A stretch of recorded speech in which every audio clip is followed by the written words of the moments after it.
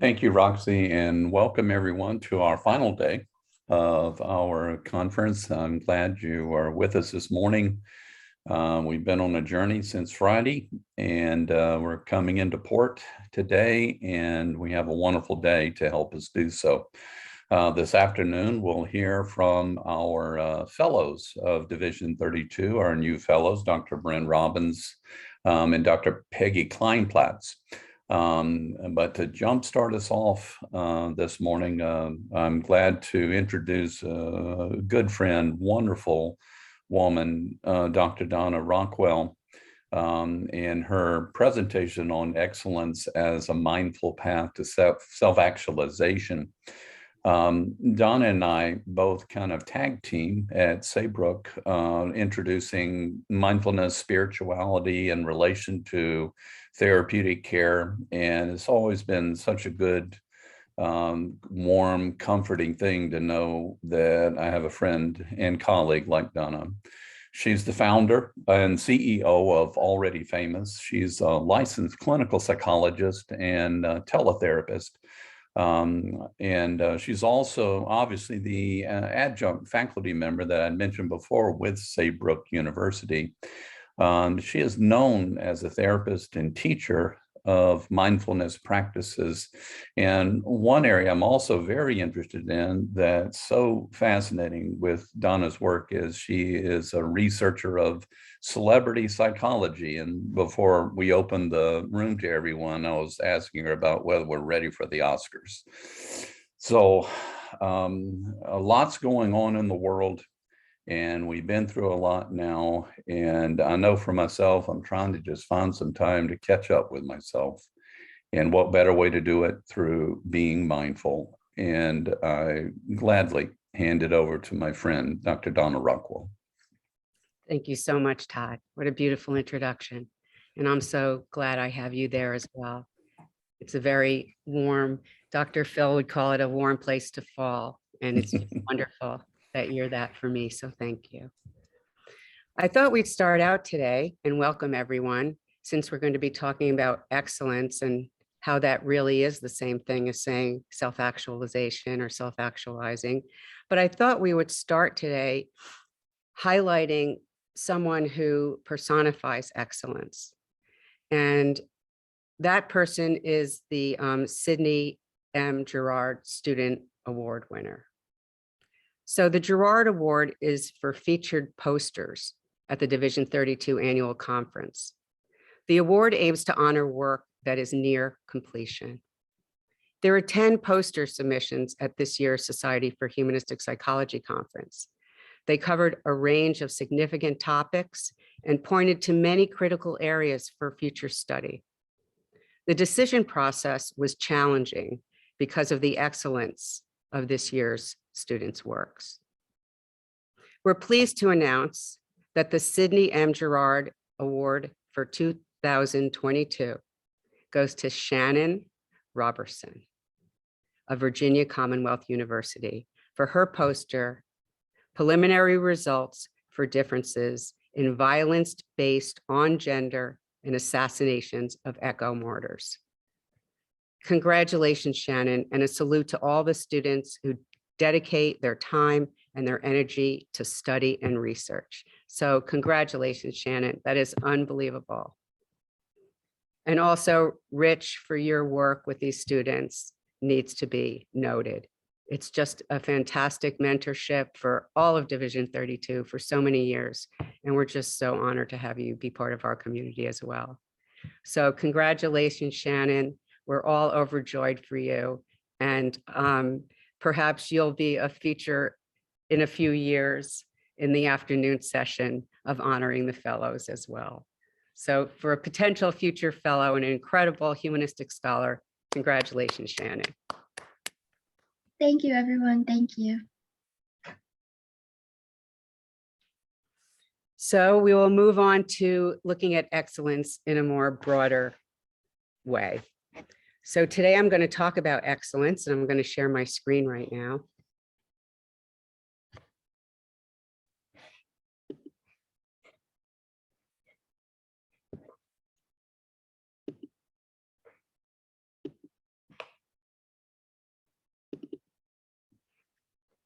Okay, so we'll just start. I'll be coming on and off camera, but we're going to look at what we're going to look at today during our session.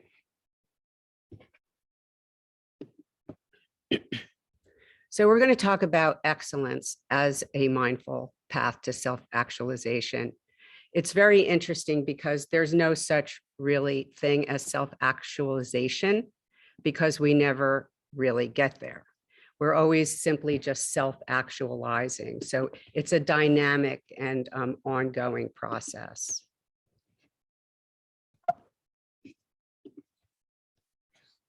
So what we're going to do today is we're going to look at how mindful, whoops, I missed one. We're going to have a mindfulness overview. And we're going to look at what is mindfulness really? You know, it's such a buzzword, but does anybody really know what it means? We're going to illustrate how a disciplined focus, which is really what mindfulness is and trains us to do, how that focus and returning attention from our mind distracted in the past or the future to this moment right here, right now, this one, no, this one, no, this one. So whichever moment we're coming back to, we're simply returning awareness to that present moment. And how does that really encourage well-being? What does it do in our brain and our body that such a thing could be? So simple. We're going to talk about how mindfulness may lead to personal excellence in work, love, and leisure. Of course, what we're talking about is excellence in life. We're going to do some short form mindfulness practices today. So you can take those with you as a little parting gift. There's no, you know, I'm not going to get you a new car, but I will give you some new practices so you can drive more with more health as you go into your future. We're going to look at what is probably one of the most important parts of my presentation today, which is examining how mindfulness can really ensure culturally relevant training adaptations so that all people can be included in mindfulness. And you'll see when I get to this particular slide, how slanted our research procedures are, who we're really focused on. Then we're going to explore how mindfulness training programs could be designed with greater multicultural considerations. And I would love for all of you to consider this last question as we sit through these slides, because it's us that will create a world that's more equitably available for everyone. So this is what we're going to do today. This is for your CE credits. We're going to identify 3 foundational components of mindfulness meditation and explain how they contribute to well-being. You'll be able to apply these short form mindfulness practices into your daily life for personal and professional development of excellence and your path towards self-actualization. And then, as I say, we're going to assess and critique contemporary limitations and also the possibilities of mindfulness in assessing multicultural considerations in the context of diversity, equity, and inclusion.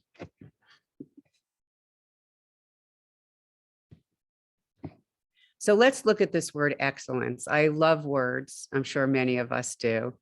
But you can see this word excellence. What does it really mean? Excellence just means to embody the quality of being present. And when we are present, we are outstanding and we are extremely good, because there's nowhere else we are than right there, right then in the present moment. As you can see, the word excellence has sort of fallen off in recent times, from the 1800s down to 1950, where there was a low, I guess, just at the ending cusp of World War II. And then it's picked up, but ever so slightly. So perhaps we can work to create a more applicable sense of excellence across the population, across our family, across our internal being. And how do we achieve excellence? Through mindful awareness. How does that actually occur? Here's some words that are synonymous with excellence: quality, distinction, brilliance, greatness, value, transcendence, talent, genius, virtuosity, accomplishment, worth, mastery, prowess, ability. This is all of us. This is who we actually are when the mind isn't clouded by past rumination or future catastrophizing. This is what we pull back the layers to discover of who we are in every moment when we're not obsessing over past or future. So where does mindfulness come from? So many of us have heard that mindfulness comes from Buddhism. We all hear the story of the Buddha, which is that he was born a very rich person. He was out in the kingdom with his attendant, and he saw a funeral procession going by. And he said, "What is that?" And his attendant said, "Well, life is birth, old age, sickness, and death. That's how it is for everyone." And the Buddha couldn't stand this, who was just a prince at the time. And what he decided to do was to leave the kingdom and to go and find out the reason for this. What is the cause of all this suffering? So we know that he sat under the Bodhi tree after becoming an ascetic, after being rich, and found what he called the middle way, when he realized during the course of that night that everything that arises is subject to cessation. Whatever goes up comes down. In other words, life is a dynamic experience. What's true, however, though, as much as we like to look to the Buddha for his so succinctly writing down this wisdom tradition, which of course wasn't written down for another 200 years after his death, but really we need to look back further. We need to look back to antiquity, to Egypt. What happened in Egypt was really a miracle, because it was discovered that the most sacred, most spiritual, most transcendent place of all to be is in silence, is in stillness. Like that. And in that space, our primordial wisdom, our primordial self-confidence naturally rises. Then we are our incredible, excellent selves. And I ask, perhaps even before ancient Egypt, to prehistoric humans, I'm sure there was a sense of quiet and stillness and meditative space for them too, long before there was the potential to draw pictures or write down history, human experience. And I also postulate that actually every root practice of every belief system and religion in the world incorporates mindfulness. Because after all, how do we reach this spiritual place without mindfulness, without being present to our own minds? Perhaps we could call it awareness of awareness. So let's look at some definitions of mindfulness. This is the most prevalent one. John Kabat-Zinn, of course, the founder of mindfulness-based stress reduction, describes mindfulness as the awareness that arises by paying attention on purpose in the present moment and non-judgmentally. Shermer, in an even more succinct way, says mindfulness is awareness of present experience with acceptance. Ruth Baer in 2003, and you see like so much of the growth of mindfulness happened in this sort of window, 2003, 4, 5, in that kind of year span. There was so much development in mindfulness. But Baer says that mindfulness is non-judgmental observation of the ongoing stream of internal and external stimuli as they arise. And then Bishop has added, adopting an orientation of curiosity, openness, and acceptance toward current experience. So I ask these questions. Is mindfulness really living a life of existential excellence? Living a life where we can consciously in real time, stay present to it all, to life's wonders as well as its challenges? Can we be awake to the present moment through awareness of past and future rumination? And in that awareness that we are bemoaning the past or worrying about the future, can that be the alarm clock enough to us to remind us, hey, I'm not present right now. I'm upset because I'm thinking about the past, or I'm afraid because I'm thinking about the future. Can that be the alarm clock to remind us to return our focus to attention on the very moment we're in and the 5 senses that are coming to us in that moment? So this is part of what I'd like you to remember and learn and take away from today. In mindfulness theory, there are 3 main areas that are important to understand as you get started. There's the 4 noble truths, the 4 foundations of mindfulness, and the 3 poisons. So what is the first noble truth? The first noble truth is that life has suffering in it. This is what the Buddha discovered. And we have updated that word suffering to mean stress, because stress is suffering for everyone today. So stress is sort of, we see this in a kind of medical model. So, or a humanistically, medically oriented model. So first we have stress. That's our presenting problem. So we need to see what is the cause of this stress. We find out, and so we diagnose it. What is this stress from? Then there's the prognosis. Is there a cure?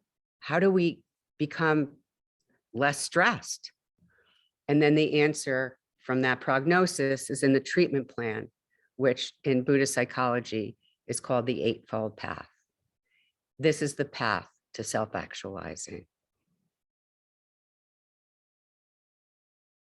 Stress, cause of stress, way out of stress, and that way is the path.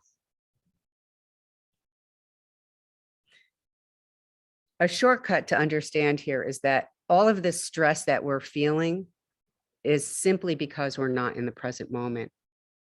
All of this stress we're feeling is because we're going over again like a cow chewing on cud, the ruminant. What happened? Why did he say that? Why did I do that? Why does she feel like that about me? This is all the presenting problem.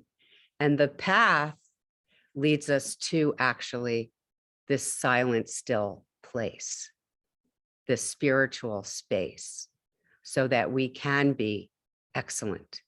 We can be glorious within our own existences. What's very fascinating is that in the 4 foundations of mindfulness, where we think that all of this stuff is so heady and that we are,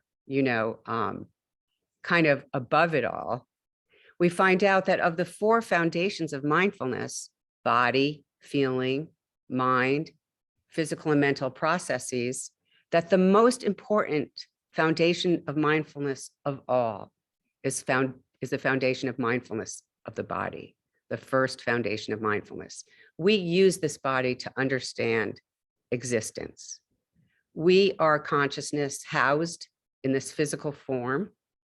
And it's very important to remember the body, to make friends with the body, and to allow the body that you were born with to interact with life, with work, love, and leisure, to feel excellent and whole. So first foundation of mindfulness, centering ourselves embodied in the body. So most important thing to remember, the first foundation of mindfulness of this body. And then the 3 poisons, which as a personal disclosure, really is what woke me up to say, this makes so much sense. Why didn't I ever think of this? But it's very scary when you realize that all day long, we are either wanting more of something, wanting less of something, or just giving up. In Buddhist psychology, they call it passion, aggression, or ignorance. Ignorance meaning that we don't understand why we're stressing. Also, this notion of attraction, aversion, nihilism. So these are the things to really remember in the context of how mindfulness can wake us up and how we can use it in the context of improving our everyday lives. If we are like a ping pong ball, ricocheting every minute, wanting more of a chocolate ice cream cone, wanting less of the salad, wanting more of Susan to call back, and then just giving up completely, we're not really embodied or living our lives in any sense of excellence or on the path of self-actualizing. Although the awareness that something's wrong here is also on the path to self-actualization. This is where mindfulness is used in clinical psychology and medicine today. We have MBSR, John Kabat-Zinn's mindfulness-based stress reduction. From within that orientation, mindfulness-based cognitive therapy came along and mindfulness-based relapse prevention. And both of these forms of MBSR help people with depression relapse and addiction relapse. Secondly, we have acceptance and commitment therapy from Stephen Hayes. And this form of therapy works with people who suffer from a lot of anxiety and worrying type symptoms. That's what Stephen Hayes had. So he discovered how to help himself by coming up with acceptance and commitment therapy. The same can be true of dialectical and behavior therapy, where Marshall Linehan actually was institutionalized with borderline personality and came up with dialectic and behavior therapy to really reach people who are having trouble moderating and modulating their own affect and emotions. And it's been the most wonderful thing because people who do suffer from those sorts of characteristics now have a treatment plan to help them realize and manifest their own excellence. So self-actualizing really means that we are realizing our potential, that we are contributive to the community or the collective. Self-actualizing is the force which guides us and gives us consistency in our life. Self-actualizing is a curative force and is considered the only drive by which the life of an organism is determined. To want to bloom like a flower, to manifest as the dynamic organism that we are. Self-actualizing points out the need to be needed in order to be fully alive and to find meaning in life, a sense of belonging, and having a role which can be fulfilled even at the end of life. Failure to achieve the highest need, Maslow says, results in flawed personal development and poor psychological health. So you can see perhaps where this path towards self-actualizing is the same path as mindfulness. It's all becoming more and more of who we actually are, which is a wonderful, beautiful, dynamic thing. So very quickly, I just want to go through the eightfold path so you don't have to wonder what it is, because I consider it actually the self-actualizing journey itself. So the path of mindfulness cultivates excellence through promoting clarity of awareness while overcoming mental obstructions regarding these following things: how we view the world, what kind of resolve we have, determination in our own life, loves and goals. How do we speak? Do we have mindful speech? How do we conduct ourselves? Do we think about how we're affecting other people? Do we think about how that's a long-term effect on ourselves? A livelihood, what do we do for a living? Are we contributing to the world, or are we creating more harm? Effort, what kind of effort do we put into things? Mindfulness. How mindful can we be during our path of self-actualization? And how meditatively absorbed can we become in those moments of stillness, of silence, of pure being, of understanding that we lead with our consciousness and we experience and express it through our body. So I just want to stop sharing for a second and check in and see how everyone is. So that's mindfulness, that's self-actualization, that is our potentiality. What we're going to do now is some practices that you can take with you. I want to make this a very user-friendly presentation. So I'm going to demonstrate, and we can do together maybe 2 or 3 short mindfulness practices. And you can do these all the time, every day. And even if you're just taking a couple of minutes to recenter your mind from past or future thinking to this moment, to this moment, to this moment, it really is life-changing. I taught a mindfulness class to breast cancer survivors at a local hospital here in Michigan. It was a 4-week class. In the second week, a grandmother came up to me, breast cancer patient, and she said, I just want to thank you for saving my life. I said, well, that's very nice, but I'm sure I didn't, but what did? What are you talking about? And she said, I was always so worried about my cancer coming back. And when I'd be with my grandchildren, I couldn't even really see them or feel them or know them because I could not stop worrying about my cancer. And she said, but after taking just one class, when I went home, I was with my grandchildren. I could see my grandchildren. I could smile with my grandchildren. I could play with my grandchildren. So it really is a miraculous realization, actually, that I guess it's like the Wizard of Oz. We really never left home to begin with. Home is the silence. Home is the stillness. Home is with us every minute of every day. We just have to remember to return to it. So let's do the mindfulness practices now. If you can take everything off of your lap and just sort of get comfortable.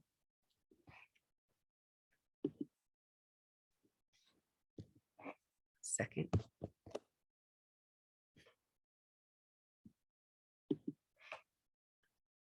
So the first practice we're going to do is called riding the breath. Short mindfulness practices can lead to greater well-being by facilitating pauses during the day in one's mental processes, breaking habitual cognitions and ruminative patterns while training the mind to return to present moment experience. Riding the breath. Sitting upright and comfortably. One places one's hand open palmed on the heart area of the chest and one on the belly. With eyes closed or open, whichever you're most comfortable. Feel your breath coming into the body through the nostrils and out of the body through the nostrils. Breathing in, breathing out. You can feel your chest rising with each inhaled breath and falling with each exhaled breath. As you feel your chest expand on the in-breath and deflate on the out-breath. Feeling the belly expand on the in-breath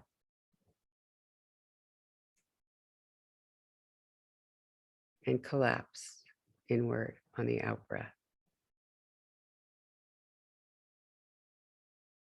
So for about 4 or 5 breaths on our own, we'll breathe in and feel the expansion in chest and belly. And then breathe out and feel the chest and belly falling back in with each exhaled breath.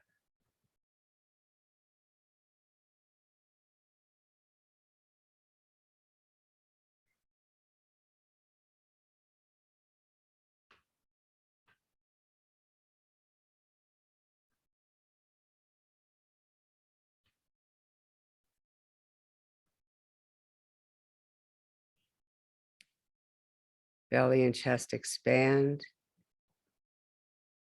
on the in-breath and fall on the out-breath. Breathing in and breathing out.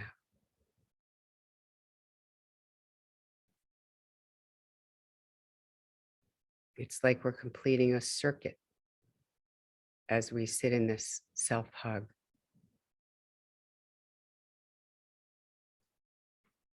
And exhale on the out-breath. And then when you're ready, you can very gently come back into the space, lowering your hands into your lap.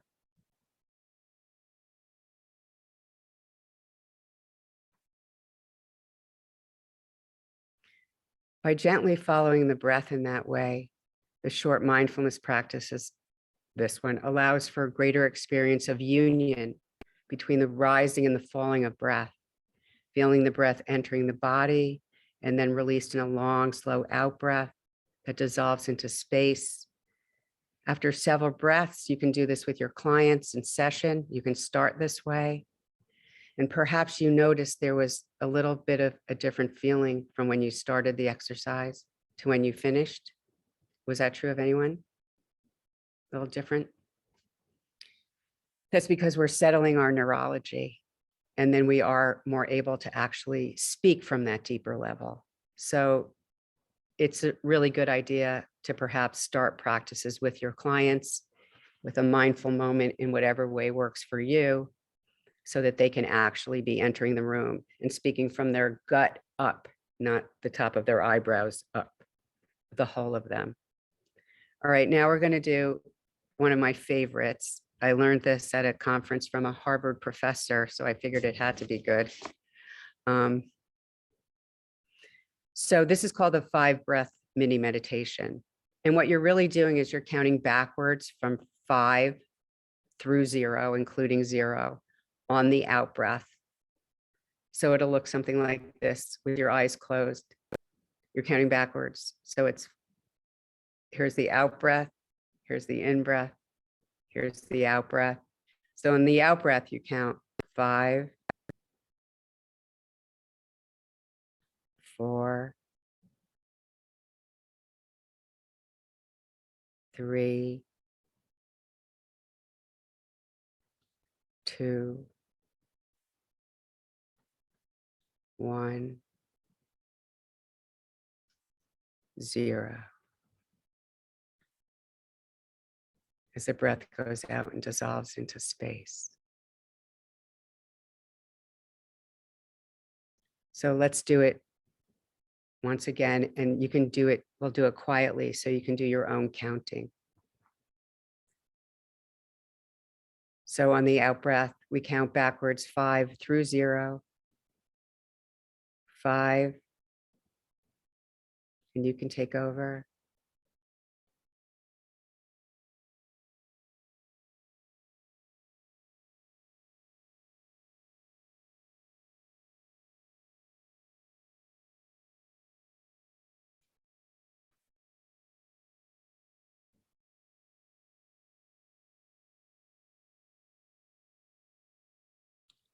0.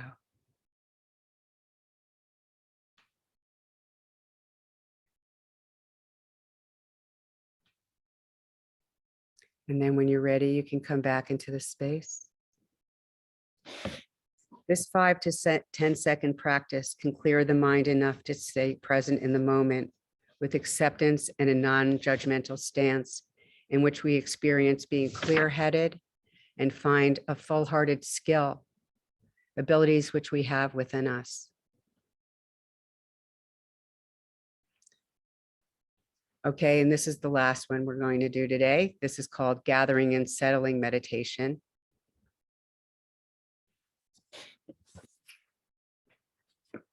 Simply sit quietly in a chair. You can close your eyes if you're comfortable. Notice how thoughts come and thoughts go. Notice that some thoughts develop into storylines. See how thoughts get connected to feelings that activate how you experience each moment and tend to color how harshly you may judge yourself. Let all these thoughts go, and then gather attention and return awareness to the out-breath, settling the mind comfortably into the here and now. Gently breathe in, gently breathe out.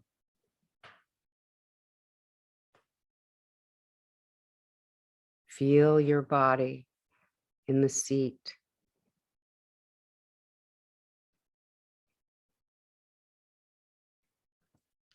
Like sand settling in a glass of water, let the mind settle in the vast and open space of your life.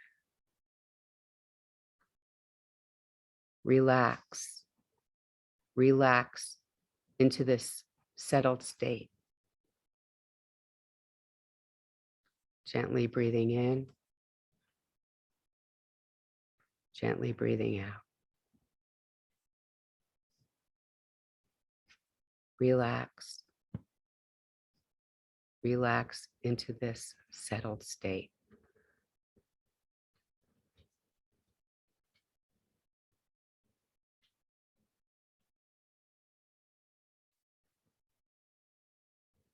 Gently breathing in and gently breathing out. Relax. Relax into this settled state.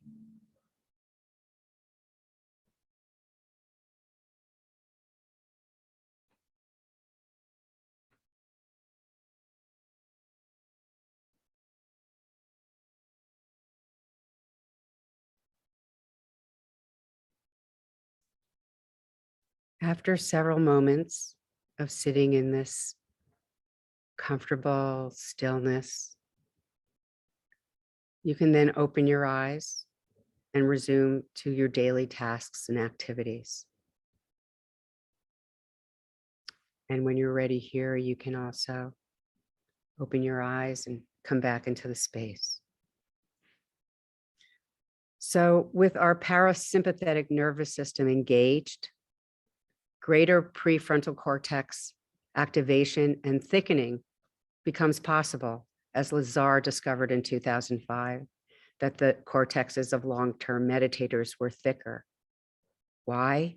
Because of this returning to reality, returning to now, returning to awareness, lost in thought, thinking, return. That creates a very dense neural network.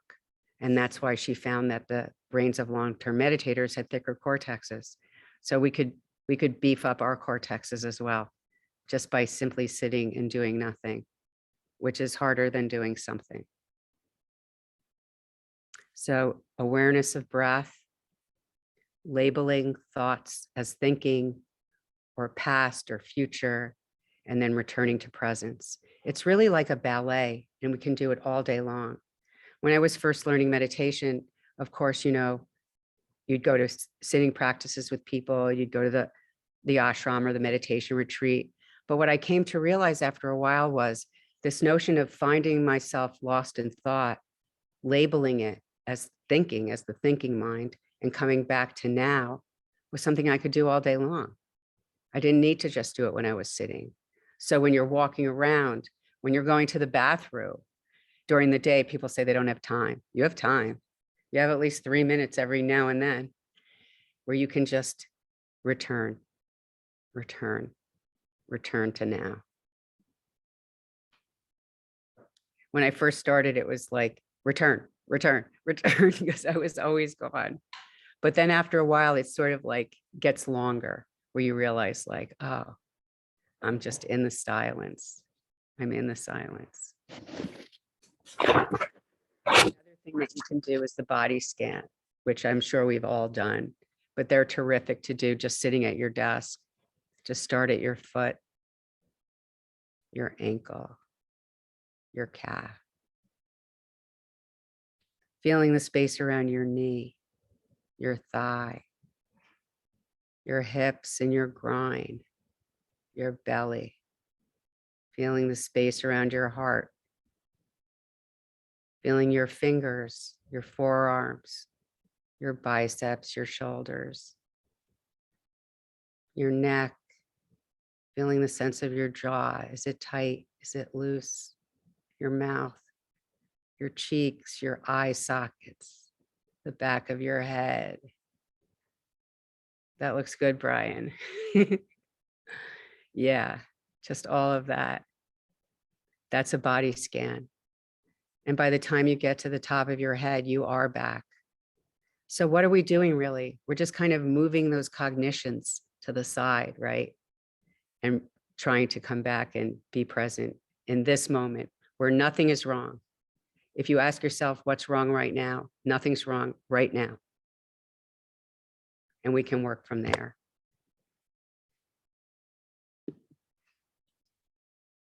So I'm going to go back and share my screen again.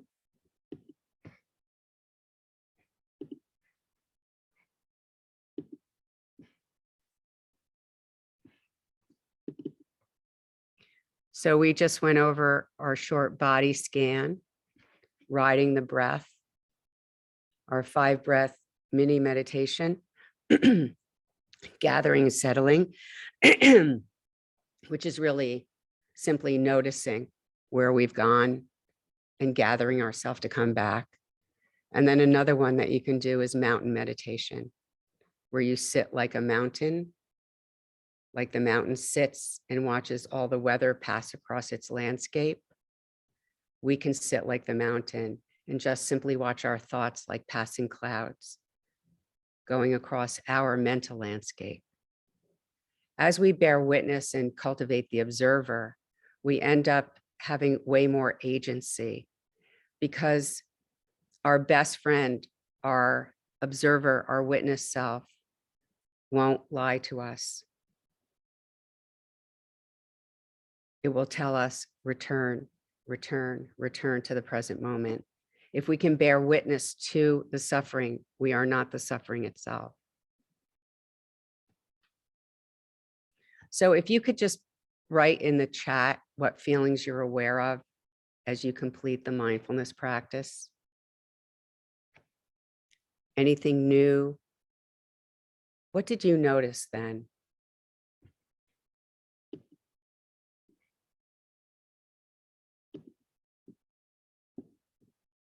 I'll wait while you write everything. Calm and centered. Vanessa says she didn't realize she was breathing until I made note of it. You can feel greater peace.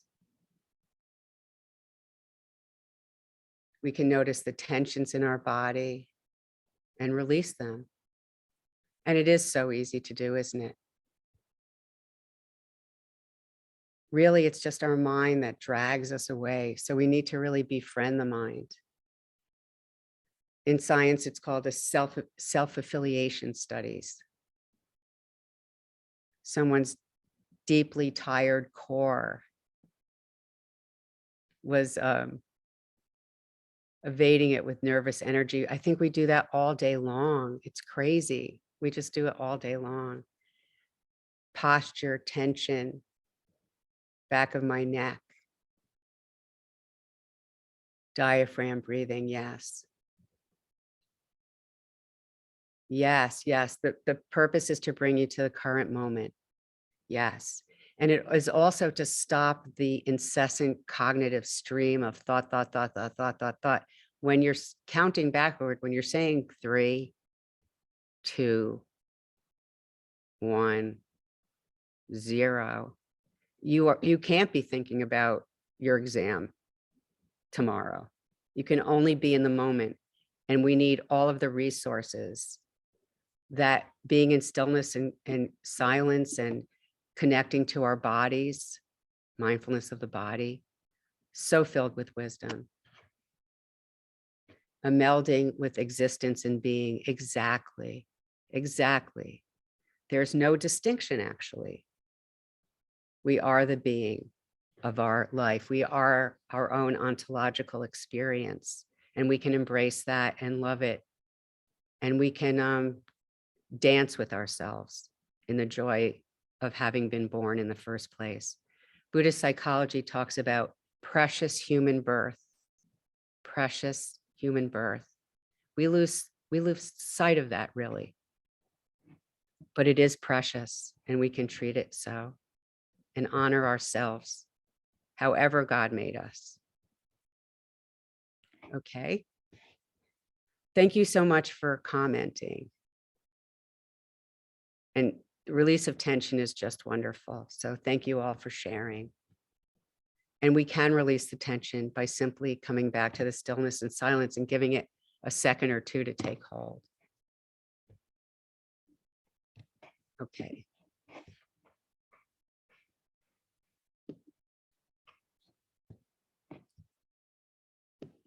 So now we're going to look, and I'm going to read through these things. I put a lot of information here. I know it's too much, but I really just wanted to read through it so you could all think about this as we go forward after this session, because this is what we have to figure out how to do, is to make things more equitable for everyone. So let's look at mindfulness and its research.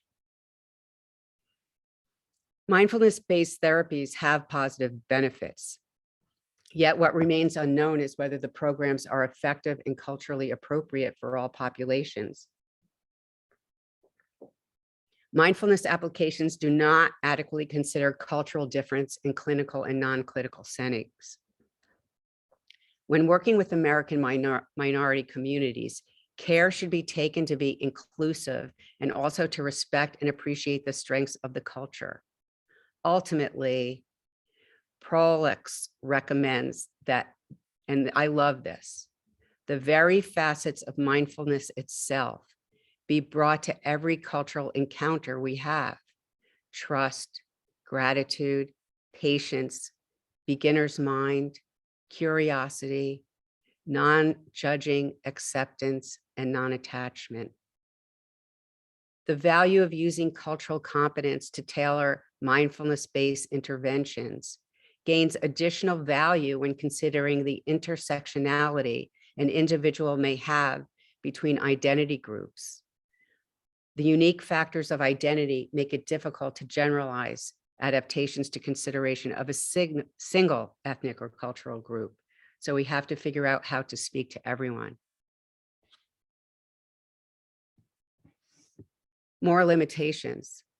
There has been limited research into the potential for mindfulness and meditation to cause harm to an individual or to otherwise lead to adverse effects. We need more research in that area. Several authors have identified sampling problems. Eichel conducted a retrospective systematic review of mindfulness research from 2000 to 2016 to examine demographic diversity. As you see here, he found that of 94 randomized control trials, 79% of those were white and 70% of them were female. What kind of a sample is that? Additionally, participants were predominantly middle-aged and highly educated. These demographics do not parallel with the US Census demographics, and researchers have found that Caucasian individuals were sampled at a rate that was almost 20% higher than the US population, and I dare to offer probably more than that. The lack of diversity extends to sexual and gender minorities as well.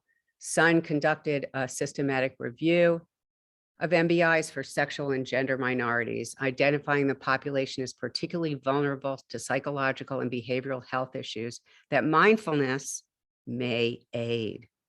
Less than 2% of 769 reviewed studies reported sexual and gender samples as results for MBIs. Sun recommended additional clinical trials specific to the needs of transgender and non-binary individuals and with improved rigor, in addition to more studies of efficacy and acceptability. So there's a growing need for intersectional solutions. and research that can address multicultural needs in a more robust way. And that is not happening now in the mindfulness field, or dare I call it the mindfulness industry. There are incredible possibilities. Ivers and Johnson explored the relationship between mindfulness and multicultural counseling competence in mental health practitioners, and noted the need for counselors to serve an increasingly diverse population with growing social justice competencies. The quantitative results of the study indicated that mindfulness practices had the potential to enhance a practitioner's awareness and acceptance of their own cultural biases, while not imposing those biases on others. Mindfulness has been associated with improved social outcomes regarding racial and implicit bias, aggression among law enforcement officers, and de-automization of socioeconomic stimuli. It showed that mindfulness techniques coupled with training on neuroscience of racial bias actually resulted in transformative learning experiences. We need to turn all of our awareness and attention to this sort of training now. As in our post-George Floyd world, we have woken up to what our work on this planet really is, all of us, each and every one. Similarly, fMRI imaging shows changes in implicit bias against stigmatized individuals after a loving kindness meditation, which Sharon Salzberg is known for. So easy, so simple. These changes continued to improve implicit attitudes a month after the intervention ended. So you can see there's just so many possibilities. Mindfulness as a humanistic approach has the potential to serve as a tool for personal and collective transformation if it can be adapted to diverse multicultural audiences in the interest of DEI. Mindfulness was used in Occupy Wall Street and the progressive movements as a means to hold space. Hoffman looked at Black Lives Matter and found it harnessed pain, anger, and suffering into a mindfulness platform for change and increased human dignity. And the natural alignment of social justice and human values provides fertile ground for mindfulness to be applied in so many ways. So mindfulness is defined as transformative, as a practice that integrates mind and body practices with a political agenda that challenges current societal trajectories of injustice and unsustainability. We must all join in this fight. And I'll just end by saying, with the worldwide impact of COVID-19, racial reckoning, and climate change acceleration, the potential for research studies investigating humanistic psychotherapy and mindfulness as solutions for existential challenges has never, ever, ever been greater. The limitations of mindfulness, not to be used, it's contraindicated for extreme anxiety, and we really need to do some more work in making sure that mindfulness is applicable and useful and meaningful to the whole spectrum of the human race. So what we learned today were the three foundations of mindfulness, the components of mindfulness, the Four Noble Truths, looking at life as a cycle of suffering and possibility, presenting problem of stress, its diagnosis, and how to treat it by self-actualizing, the four foundations of mindfulness, starting with the body, the three poisons, wanting more, wanting less, giving up. And then we did short mindfulness practices that you can take into your daily life. The body scan, riding of the breath, the mini meditation, and the gathering and settling, and looking at being a mountain as life passes across our landscape. And we assessed and hopefully started our own individual professional critiques of the contemporary limitations of mindfulness so we can address multicultural considerations in the context of diversity, equity, and inclusion. So as we look at this picture, moving, dynamic, day into night, night into day, day into night, night into day. Perhaps we can reach into our own core primordial wisdom and intelligence and revisit these silent still places at several points during our day so that we can come to embrace love and learn how to fully be in the world in which we find ourselves so that we can be of benefit to the collective.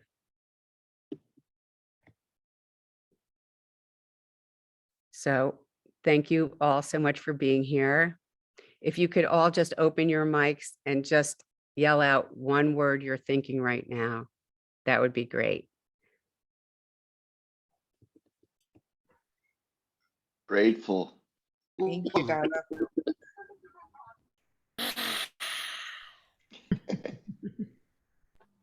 Centered. Gratitude. Chill. Appreciative. Peace. Calm.